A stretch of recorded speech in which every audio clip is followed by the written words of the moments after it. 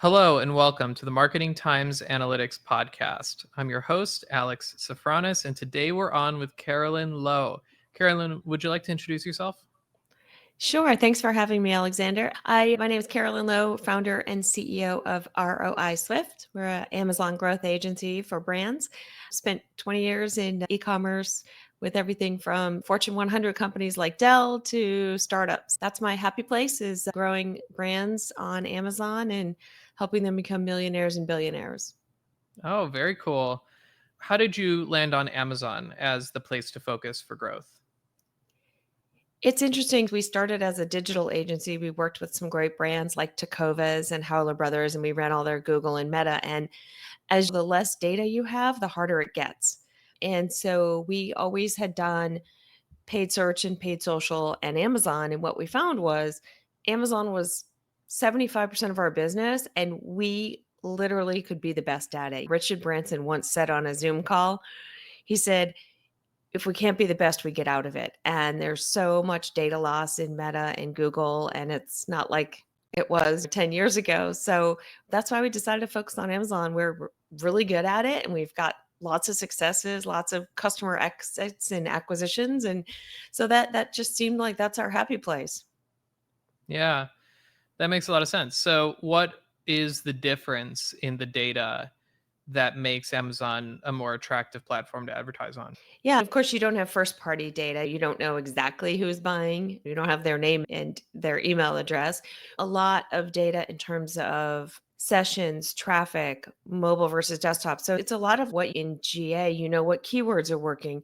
You can target competitors that have lower review ratings and higher prices. And so there's just the entire ecosystem because they have access to all that data and they're not relying on other parties' data. They have a really good view of the customer. Okay, that makes sense. I know Amazon has a lot of different services. They even expanded into pharmaceuticals recently. Is there a particular type of product that you focus on Amazon? I'll tell you, we've done everything from successfully from compression knee sleeves to fence posts to citrus based household cleaning products to, believe it or not, hemorrhoid cream. The brand that just got acquired was 5 employees, huge exit, and they were 90% Amazon Wow. hemorrhoid cream. Wow. And I guess Amazon's also a good target just because of its growth over the years. It's such a major platform. How has that changed the dynamic at all? That's probably better for business actually from your perspective. It has helped, I think, brands a lot. Like I said, I started out in e-commerce with Dell.com 20 years ago. And so people were buying their first computer. And the way you used to get to folks was direct mail or TV. And those are fairly expensive mediums. And so the nice thing is Amazon is a great, you know instantly what people like and what they don't like. And so a lot of folks will maybe try something on Amazon before they go. They'll do a small run or things like that, or they'll do custom things for Amazon that they might not do on their website. So it's sort of leveled the playing field for this brand. This doctor, he was a proctologist in Florida and said, Prep H is horrible for you. I'm going to make a better hemorrhoid cream. And he did. And millions of people bought it. And he didn't have a big budget. He didn't have a big team. So I feel like it levels the playing field because the last thing you want is just choice between Coke and Pepsi. Now you have Poppy and you have Olipop and you have Bubbly and you have all these other things. But back then it was the guys with the biggest dollars could be the only ones who win. And now we're the Robin Hood. We're fighting back for the smaller brands like 3 to 50 million that are just they're getting on Amazon, and Amazon's not going to tell you everything you're doing wrong. They're like Google and Meta, right? They're going to take all your money, but they're not going to tell you. We looked at one brand and they had spent $18,000 in 1 month with no sales. And that just hurts my heart. So we're like fighting back against the big bad Goliath. Yeah. Is Amazon similar to Google where there's like a quality score? So if you have maybe better reviews or good keywords in your product, you get cheaper advertising? That's a great point. So it's like Google in that there's organic and there's paid.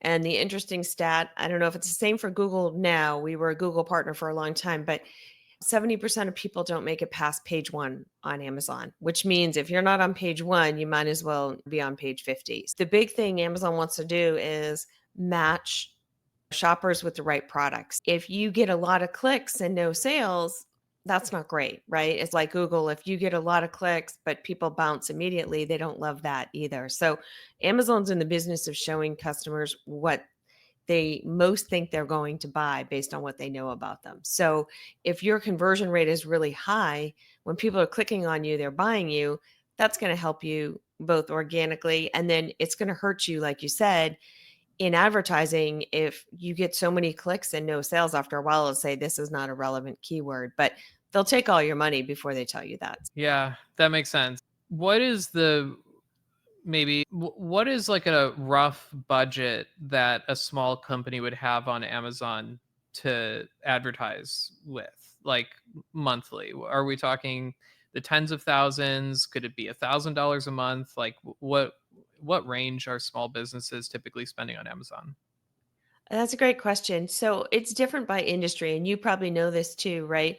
Apparel industries typically have more margin than, say, hardware industries. I worked at Dell, and I think our gross margins were 18% at the time. They were tiny. And so you didn't have a lot to work with, but you had a big number. My marketing budget in consumer was 3%. 3% of 6 billion is still a big number. But for brands, for apparel brands, think about it this way, right? Alexander, if you start at 100%, say your COGS are 30%, your cost of goods is 30%, then you're starting at 70% margin. Maybe you've got 10% overhead OPEX, and then you're at 60%. And then Amazon's going to take 15% for referral fee plus what it costs them to outbound ship it for you. So maybe you're at another 25%, right? So then you're at 60 minus 25, you're at 35%. So a lot of folks can say, okay, 35%, I'm fine with a 20 to 25% EBITDA. So I'm going to spend 15% of my total sales. So that's normally how we back into it. We'll look at someone's forecast. We'll look at their profitability on a SKU level basis, not just as a whole company. And then we'll say, okay, we can be at 15% total advertising as a percent of total revenue, both ads and organic. And then, or maybe it's 20%. So our brands go anywhere from 7% total advertising cost to spend to 25% if they're highly consumable, where, you're going to pay a little bit more the first time around, but then that person's on subscribe and save.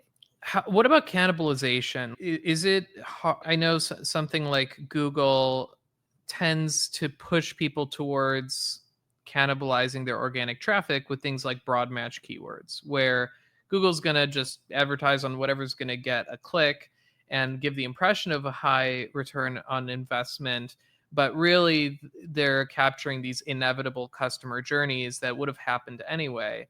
And this is a big problem in the marketing world because marketers are incentivized to take that option, Mhm. as maybe people don't understand that's what's happening. It's gonna have to be on the inside to understand those dynamics.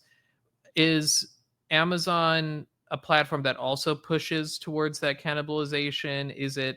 Does it give you options for maybe like broad match versus exact match keywords to bid on so that you do know exactly what you're bidding on?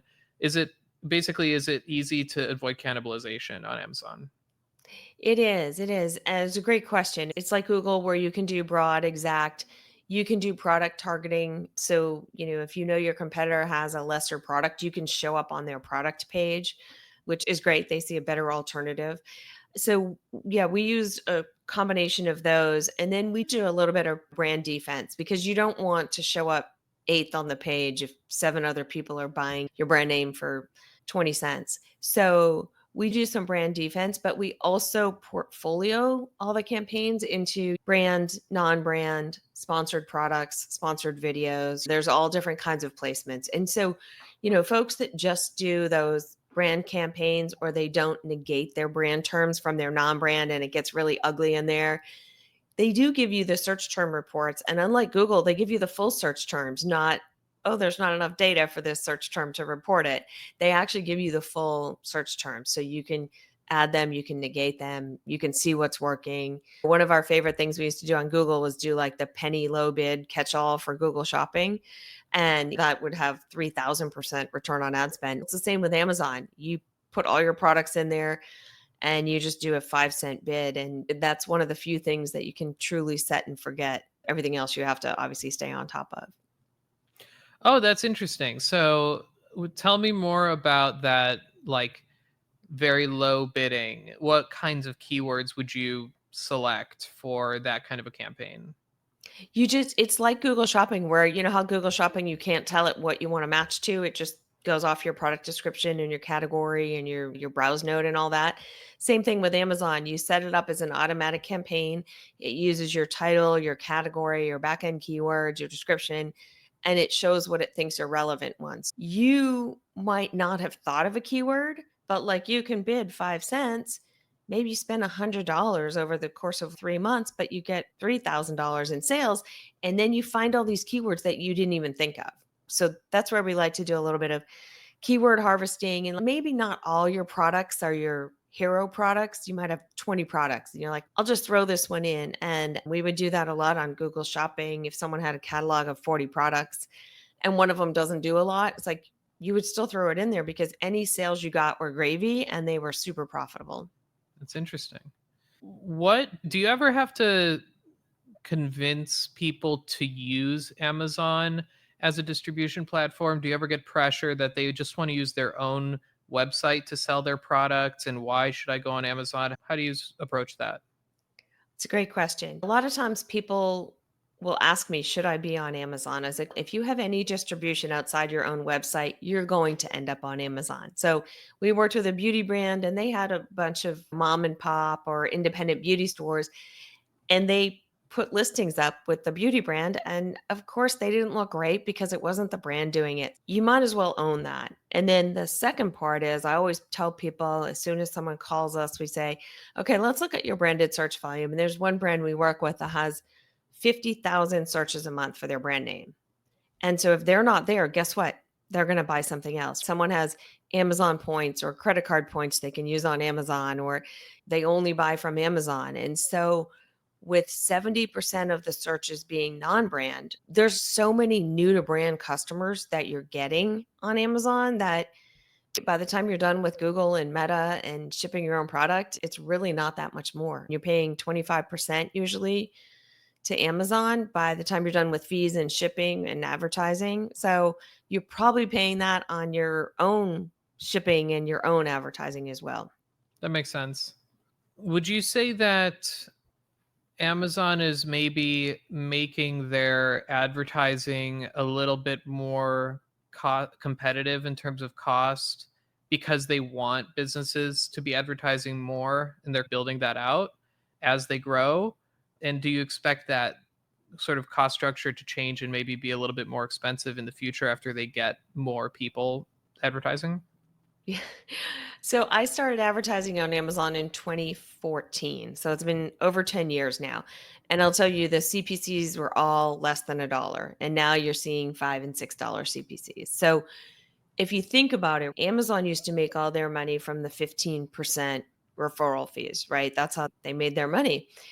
Once you get to be the multi-billion-dollar company you are, like Amazon, you can't just to get that kind of growth, you need to do you need to do big things to get big numbers, right? And so they were making no money from advertising. Now that's a huge part. If you look at their most recent earnings report, advertising, I think is soon going to like surpass just the referral fees and things like that. So it's a huge revenue stream for them. It's highly competitive. And I think a lot of brands are now just, yes, I do have to pay to play. You used to be able to show up organically and there might only be a couple advertisers, but now there's 8 to 10 ad placements on the first page. Yeah. You mentioned defensive advertising and bidding on your own keywords. Do you ever do tests around that and see what the drop off is from cutting brand? What's your perspective or your level of conviction around bidding on your own keywords? Yeah, we try to keep it a small percent of the budget. Maybe 20% is brand defense. and 80% is really going after new to brand folks. But whenever we do it, we see a corresponding dip in sales. Your competitors are going to grab those top spots. Gotcha. Do you think it has something to do with product loyalty as well? If you have a product that's more of a commodity, you're selling bottled water or something, that's maybe easier to have that journey stolen than if it's a toothpaste or something, or I don't know what people are more loyal to, but something people are more loyal to where they wouldn't probably, even if you don't bid as much on your own branded keywords, that they wouldn't choose somebody else. Yeah, I think, like you said, it really depends on how sticky and brand loyal you are. If you're like, I only buy Tide dish soap or whatever, then you're only going to buy Tide dish soap. But if you search for Tide dish soap and it's not there, but there's this other great alternative, you may pick that one up. Oh, I just discovered a new brand. Maybe this is better than Tide. Yeah. Yeah. So it has a lot to do with the consumers as well, and what's their propensity to pick a competitor if you don't show up right away. Exactly. Exactly. Yeah. I mean, it's interesting. We looked back at some of the top Amazon shows you on the back end their top search terms. And I don't know if you've noticed the explosion of Stanley cups, those big, tall Stanley. All the high school girls in our neighborhood are walking around with those. And it was interesting. That became the number 3 search term in all of Amazon, like whatever, 5, 6 years ago. And so it's really those people are probably going to buy a Stanley cup, right? But if you're looking for something that's, oh, I've tried this brand, and then you don't see that brand on Amazon, but you see something that looks similar and good, then it's probably they might be less brand loyal than I have to have a Stanley because everyone else in my high school has a Stanley. Yeah. That was so funny. It's probably still a thing, but everybody getting these Stanley Cups. I never bought one, but I got a couple of them just as branded swag Yeah. or like holiday gifts and stuff.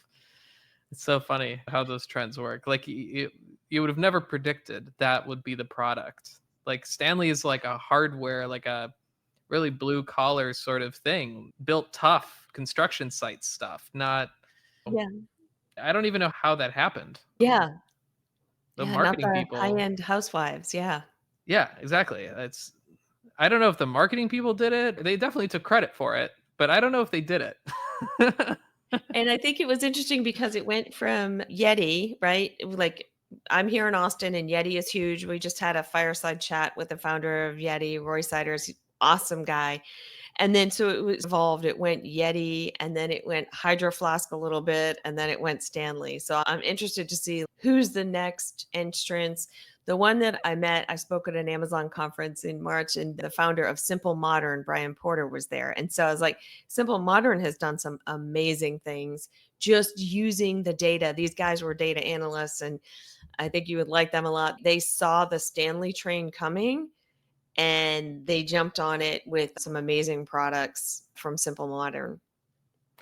Yeah, so on that topic, I'm curious, what is the maker of a really what I'm having trouble figuring out how to phrase this, but is there a way to predict that a product has that viral potential? Do you take any approach to that when you're any approach to trying to understand that when you're advertising? Like, how much does this have the ability, if we get the word out, that it will catch fire and people will share it out? Is there anything around that kind of data that factors into the decision making for advertising on Amazon? Yeah, good point. We see a lot of off Amazon stuff drive crazy numbers. So this brand we work with makes great compression sleeves and knee sleeves. And then the professional tennis player Novak Djokovic wore their knee sleeve in like a major tennis tournament, and sales went through the roof. And that wasn't something we could predict or knew was going to happen. That wasn't even something that they paid for. And so those are the best kinds of surprises. We have seen a lot of stuff from some beauty brands. TikTok is really big in terms of discovery, more so than Amazon, obviously, for for just being able to demonstrate the product.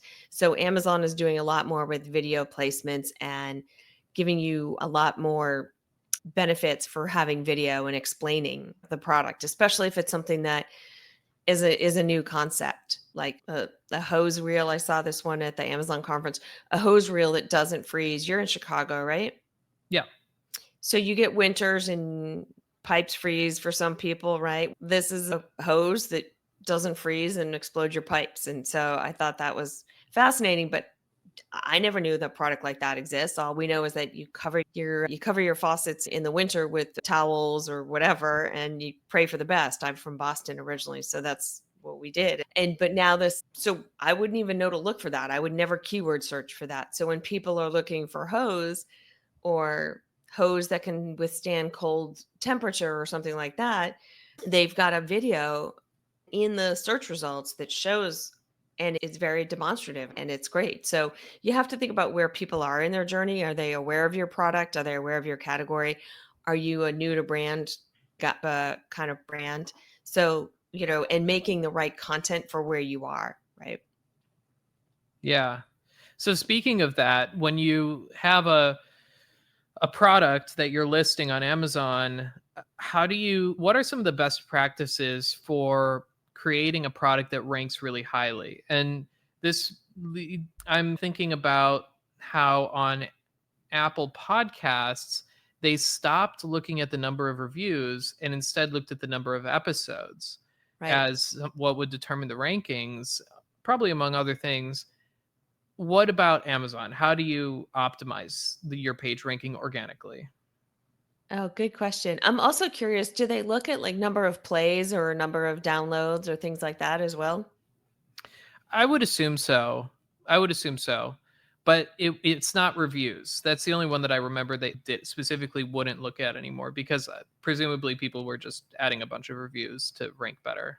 And same thing with Amazon. If they've shut down a bunch of people for review manipulation, fake reviews, things like that. So to launch a product successfully, it's much you would do on a Shopify or your own website. You want to make sure that your titles are optimized, your bullets are optimized, you've got at least 6 or 7 images and a video on your product detail page. You've got that extra sort of A plus content that replaces just like boring old text. And you've done your research. So you've done all your competitive research, you've done your keyword research. It's just like trying to get a page to rank on Google, right?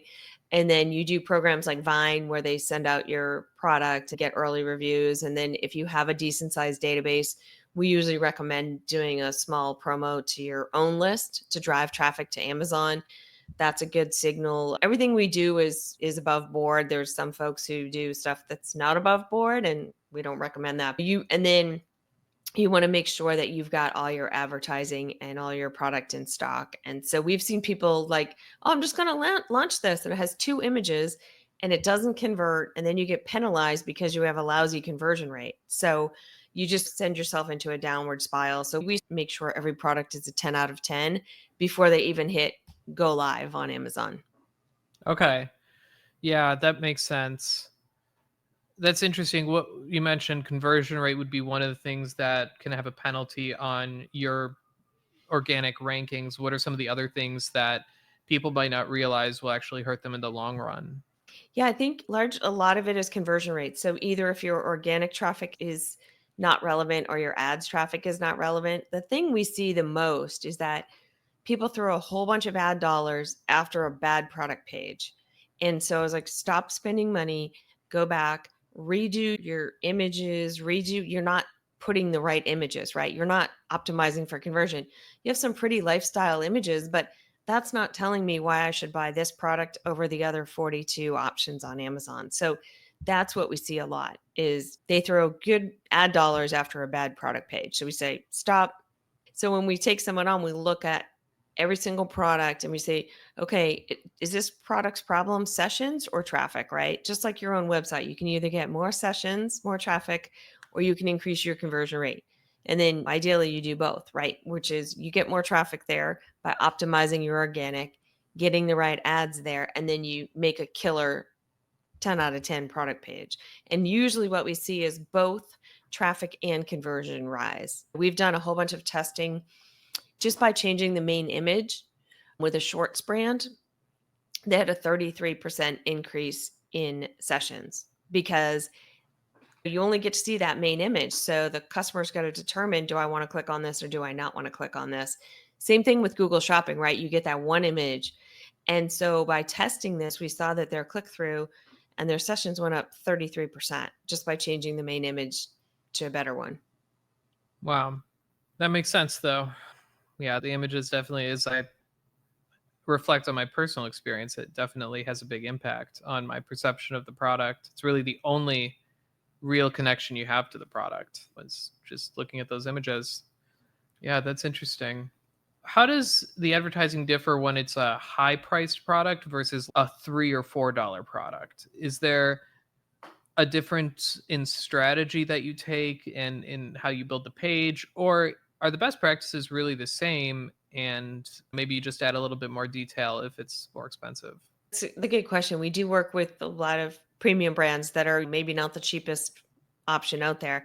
So we really have to tell that story. But to your point, things $15 and under typically don't make money on Amazon. So if you're by the time you're done with the 15% fees, your cost of goods, and then those first couple pounds are really expensive. So it's going to cost you $4 to $5 to ship, for Amazon to ship your product second day. And that's still better than you can do on the market. Like, I don't know, like you and me can't go up to the post office and say, "Hey, I want to send this 2 days for $5." They'll just laugh us out of the post office. But so we like products that are at least $25 or higher because then you can at least you have a little bit of ad budget even after the fees and things like that. But with high-end product, the strategy is we'll let things run a little bit longer. So with a lower product, if you get say 20 clicks and no sales or 10 clicks and no sales, we have rules that turn it off based on that product's profitability and all of those things. If you have a $300 product, you might let it go for 25 clicks or 30 clicks before you turn it off. And then the other thing we do is those are a longer time to purchase. So what we do is we follow them around a little bit more. So we'll do more remarketing. You can do remarketing on and off Amazon. So, if it's a $400 fence post, we're going to follow you around until you buy that $400 fence post. Yeah. So they do have remarketing capabilities? Yeah, much like Google. Of course, same thing as Google, there's certain categories that are not eligible for remarketing because of sensitive personal information in advertising, but for the most part, it's very similar to Google in terms of remarketing. Like you can choose people that added to cart, or you can even serve up promotions to people that added to cart, and only the people that added to cart would see that promotion. And so you can do some interesting couponing and promotions almost like you could do on your email marketing follow up to your own website customers. If they added to cart but didn't purchase, they get abandoned cart within 1 hour, and then they get a second one within 4 hours, then they get another one within 24 hours. Interesting. And can you retarget them on other platforms as well? So you can do Amazon will do off Amazon placements. So they have their own placements that are not on the marketplace. You can show up on Fire TV, Prime Video. So it's imagine you went and you looked at a pair of shorts, and then you went over to Prime Video to watch a video, and you saw an ad for those same shorts. Gotcha. Okay. Yeah, that makes sense. I wasn't even thinking about the whole Prime Video thing. But speaking of that, what about media? Let's say ebooks. I have a friend who sells material like ebooks and courses and things like that on his website. Would that be something that would work well on Amazon? I know you mentioned the 15 and under, but if the margin, if it's free, like you don't have to ship it, and there's no additional cost for every copy, then what's the strategy there? Would Amazon be a great candidate for that kind of a product? Yeah, he could definitely list that on Amazon. So my book is on Amazon. I wrote a book during COVID. I don't recommend writing a book during COVID. There are exactly zero book signings and stores that want to host you during COVID. But my book is out there, yes, and the same sort of thing. It was done, and then you just upload it, and through it's called Kindle Direct Publishing. And so they just have my book, but they have an ebook version, they have a paperback version, they have a hardcover version. I think it's insane. I think they actually print those on demand. They have the file and then they just print it on demand. So your friend could go to Kindle Direct Publishing and upload his books and start selling them on Amazon. And even for shorter courses, let's say 20 pages of something, could you sell that for 3 or $4, maybe $10? Likely, yeah. I don't do we don't do a lot in books or publishing. The publishing part of Amazon, we're more in the on the product side. But yes, and all those advertising vehicles are open to you. There's a entrepreneurs organization, the EO, and we have someone whose wife just published a book. He said, "Can you explain Amazon ads to me?" Everything that I just said about Amazon ads for products you can do for books as well. So walked him through in a screen share, and like in 30 minutes, we set up four campaigns, like a low bid, a product targeting, a keyword targeting, and then like a fourth kind of campaign as well. Nice. Yeah. That's interesting. So you'll actually have different campaigns for different types of searches, maybe different parts of the funnel, I assume? Yeah, so we'll do things where we'll have competitor campaigns or we'll have close keyword matches or we'll do compliments. So if you launch a new product and your hero product gets a ton of traffic, we'll actually put this product on the same page. We'll actually pay to put it on the same page because you don't have to pay much. And then that will help do a little bit of cross-selling as well. So we have some cross-sell campaigns. If someone buys a shampoo, we'll put the conditioner on the same page. Gotcha. Yeah, that makes sense. So let's take that shampoo example and let's say your client, their competitor, their key competitor has a massive recall because some chemical they're using was not good and it was just banned, and so they have this massive negative public reaction. Is your next step to increase your bidding, your competitive bidding against the keywords for that competitor, maybe around like when they're searching alternatives to X? Do you basically, are you monitoring for things like that so you can capitalize on switching behaviors in the market when things like that happen? The good thing is the click costs will probably go down because they're not bidding on their own terms if they have no product. So the good news is and we've seen that a lot with the hemorrhoid brand that I told you about. There's one big name in hemorrhoid care. Like even if you've never had a hemorrhoid, you know what that brand is. They fall asleep and stop advertising. And then they would wake up and start advertising. So we would see our CPCs like double sometimes. Like sometimes I don't know if they just like changed marketing people or what, but they just wouldn't advertise at all, and then they would wake up one day and start advertising. So we could buy their terms for pennies on the dollar when they weren't paying attention. Oh, wow. But it, even when they are paying attention, is it worth increasing spend against competitor keywords when there's weakness in the market against their campaigns? Yeah, and it's just like Google where you're only going to pay a penny more than the next highest bid. You could put a $6 CPC in there and you might only pay $2.20. And but if more competitors jump on, you might pay more. So it's that fine balance. Yeah, and like we have some companies that are largely B2B, and so we day part the advertising like you can do on Google, and we will bid down on the weekends because it's not the right relative terms, because a lot of those are not the B2B folks. So we do a lot of day parting as well. Oh, that's interesting. And how do you get those insights? Are you just looking at trends for the product and when conversions are happening?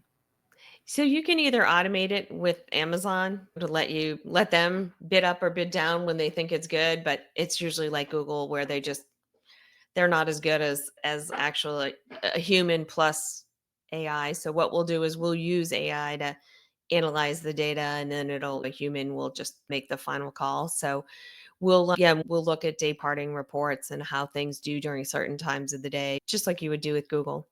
That's awesome. Yeah, that's super interesting. Is there anything else we missed in terms of when people are approaching Amazon advertising and best practices? Yeah, I think the thing that people don't necessarily do, two things that we see a lot is they don't look at their SKU level economics. Like when we pull this report, and it's readily available on Amazon, it tells you how profitable each product is after your advertising and your fees and everything. And did this for a hair care brand, and they have one product that was 72% profitability before their COGS, because we don't input our COGS into Amazon. We don't want to give them any of that data. So 72%, another one was 26%. We're like, why? We need to just shift ad dollars to this product that's way more profitable. We need to pull back spend on this product here. So I don't think people just look at it at almost a SKU level profitability. They just look at their overall business. And then I think the other big thing on the advertising is they don't act quickly enough on negatives and putting out irrelevant search terms. And the other big one is people don't look at the placements. So there's, just like Google, there's top of search, and then there's rest of page, and then product pages. And so a lot of times we'll see like top of search might have a 5 ROAS, product pages might have a 0.2 ROAS. So what you want to do is you're going to bid down all your terms, and then we put a big modifier on top of search. So for the ones that show up on the page 2 of search, which has a very low conversion rate, we are paying a lot less for those. So I think that's the thing. A lot of people, every time I've had that conversation, people are like, I didn't even know this existed. I think that's really helpful to look at some of those as well. That's yeah, sorry about that.